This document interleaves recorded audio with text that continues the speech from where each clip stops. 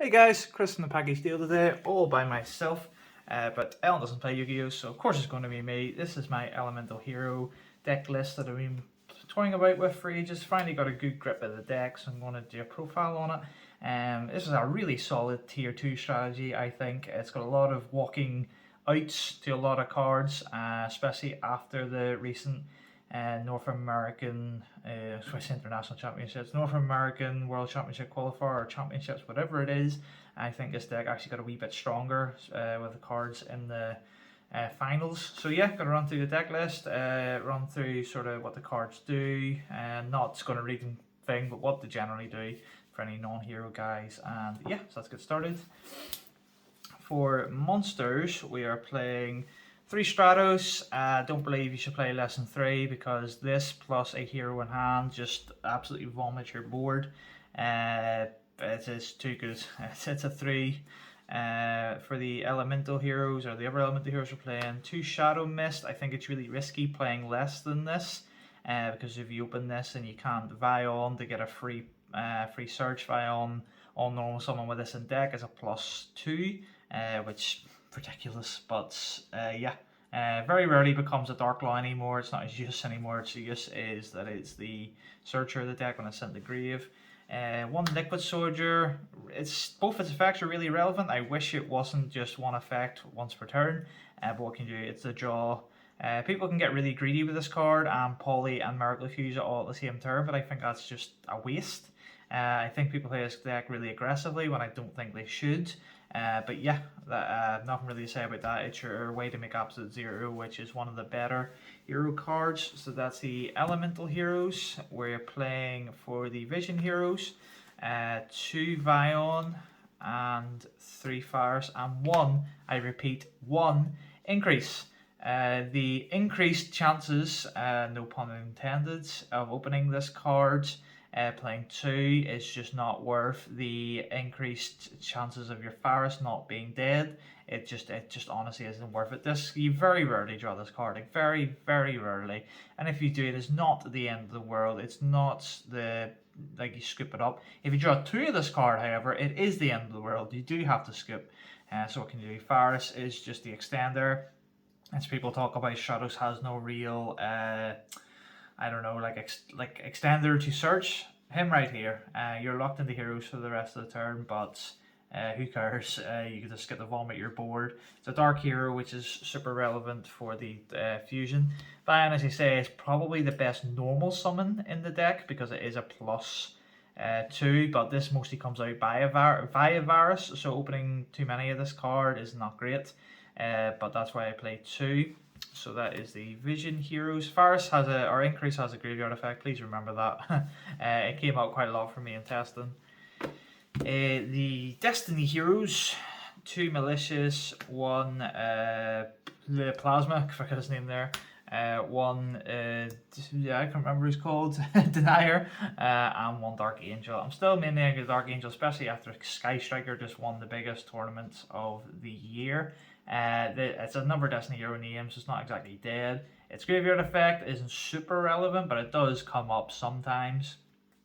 So I do believe it's still main deckable. It's still probably the best blind going first board to make. Maybe Plasma, but Plasma in this conflict, so I probably pick this over Plasma. Yeah, so 1 Denier because it just accelerates. Malicious, these are the best buddies. Name a better duo, honestly. And then Malicious is just the key extender. This card could maybe come to 3. I wouldn't break heroes, but it probably would break other decks. So happy it's in that sort of zone where it's not played in anything else, but we get it. Superb. 1 Plasma because a walking skill drain is pretty good. It is the second best sort of end board to make if you know what you're going against, and obviously you can prioritize this. Really easy to bring out, and yeah. Again, people are very greedy with Denier's effect. They try and use his once per duel effect ASAP, but people just chill with this deck, and you don't need to vomit your entire hand. Just chill out. So that's the Destiny Heroes. For the non-hero cards, Ash Blossom. I don't like playing non-engine cards in all honesty because non-engine cards brick. Ash Blossom, as part of it is a brick. You cannot deny that it is a brick card, but it is good in near enough every single matchup, so you have to play it. It is just probably the most impactful hand trap in the game. So unfortunately, you have to kind of bite the bullet. So that's the monsters. Spells. The best card in the deck, Hero Lives. Who cares about half life points, even against Sword Soul? Don't care. It's free body. This and like another hero, and then maybe, I don't know. Yeah, you can search Denier, normal summon Denier, do not use his effect and stuff like that. It's Hero Lives is just ridiculous. Anyone who plays Hero don't really need to rave about it too much. 3 mass change. Don't believe you should play less.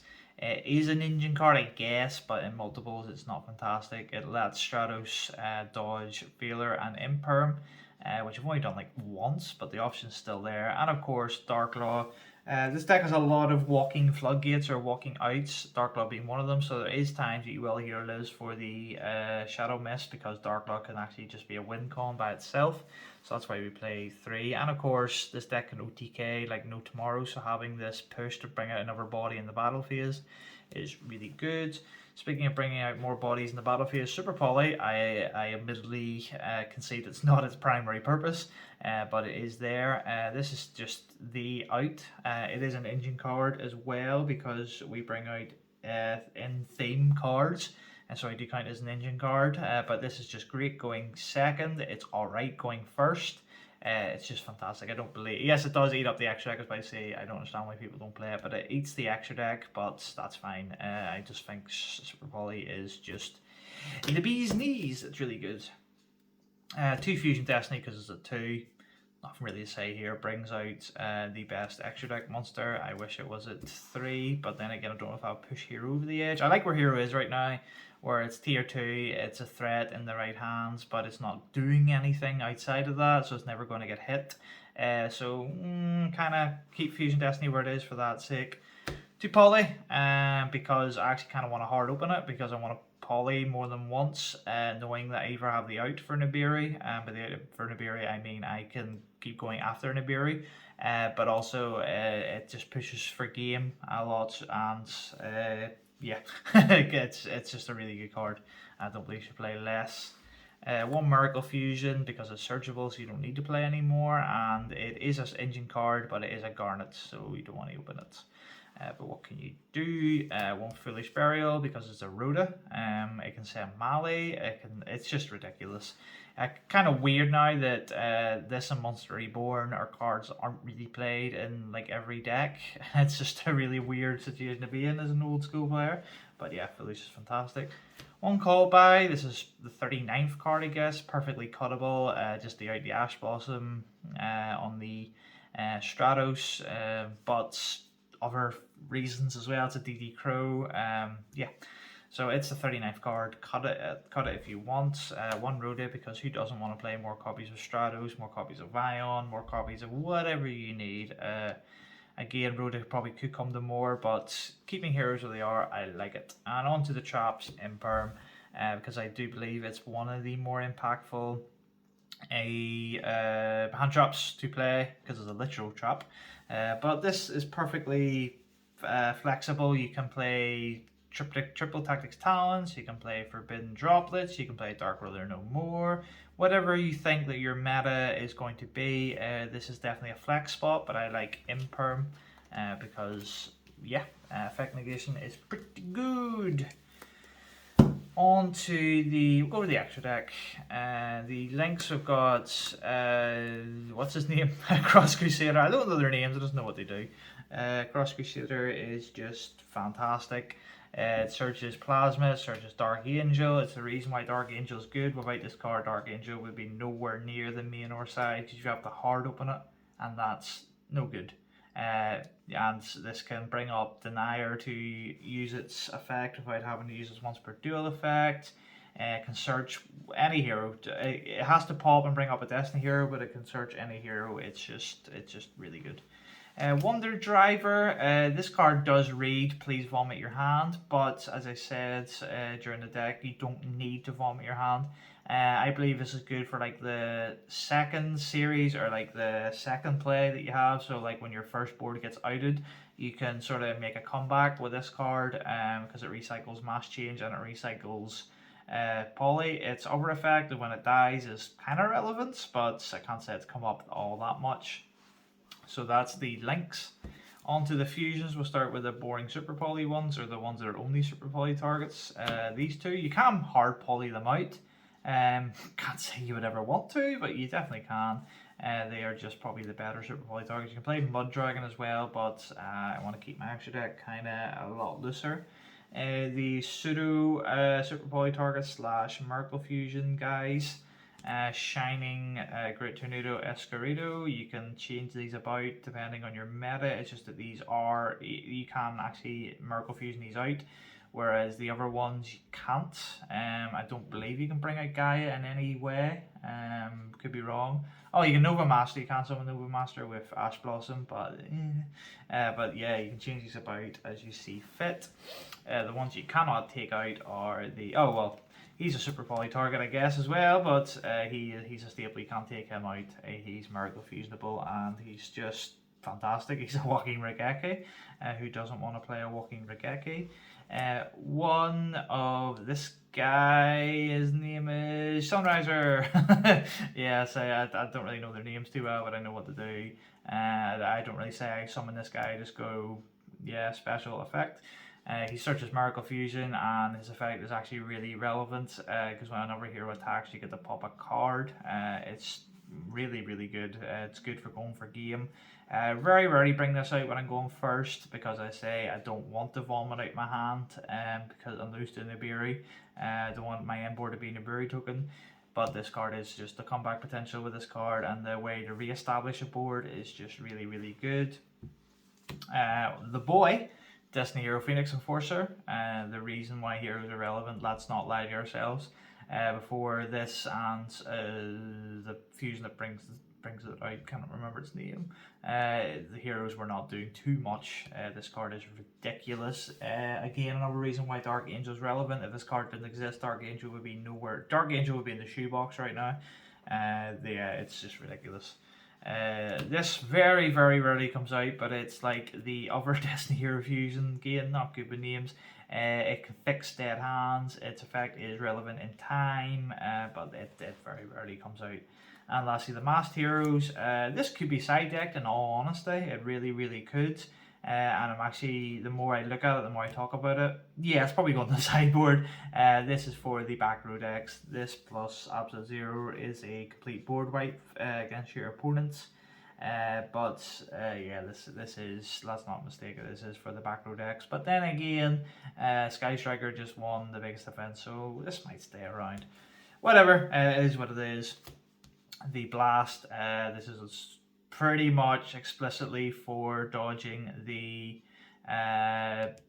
effect negation on Stratos, but I guess against Flow Wanderers it's not terrible. It can bounce stuff, it can bounce spell and traps, so it's not bad. And lastly, the boy, Darklaw. It's a walking one-sided macrocosmos plus the effect to pinch a card when your opponent adds to their hand. Pretty good. So that's the extra deck, 15 cards. Obviously, main deck 40, probably should have said that. Side deck, this is going to change, but this is what I'm playing for now. I want to change your heart for the lols. I can't really say it's much else other than that. It is obviously a really good OTK card. It can move problematic cards out of the way. You can even tribute over it for like Plasma or Malicious if you're feeling brave. But yeah, change your hearts. That's what it's there for. You can't link it off because all your links require heroes. So in the mirror, cool. Heartbeat Feather Duster because you have to respect the back row, and this is the best back row answer outside of Anti-Spell Fragrance. My deck's not in the right order. Now it is. Speaking of other outs to the back row, Twin Twister. This does out Anti-Spell Fragrance, which is relevant now. But yeah, just more outs for back row. Just good for my local meta. 3 Dark Brother No More. Arguably better than Droplets right now, but that's kind of controversial. This is like 150% cheaper. But yeah, this is a really good card. This plus Regeki, if you want to play it, which I'm actually really tempted, is a really good combo. Pseudo Regeki is evenly matched. This is against the back row decks as well, because this just ruins all your card advantage. I do believe this card is actually really strong. I know people don't opt to play it because it's not as good as it once was, but it's just a really good card. The fear of a end of battle phase will never go away. 3-dimensional barrier, because he doesn't want to just say end your turn to your opponent. Don't think this is good against Punk and Sword Soul as people think. Well, against Sword Soul it's pretty good, but it's not as good as people just say. And against Branded, auto win. Against Punk, it's okay.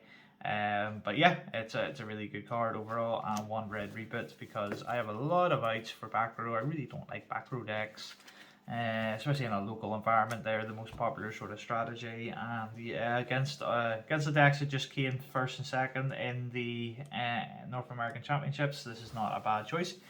So there you go, guys. That's the deck list. Please let me know what you think. Please check out the rest of our videos. We have a lot of Pokemon openings. A deck profile is going to go up as well. But overall, happy with the deck. Happy to continue building it. I'm going to experiment with a lot of things like triple D-Force in the side for the decks or the matchups that Plasma's good in. I just want to experiment with a lot of different builds because I love Hero. I'm going to play it forever and ever and ever and ever. It's never going to be good enough to get banned on the ban list. I have now snickered that, obviously. But yes, let me know what you think, guys. Peace out.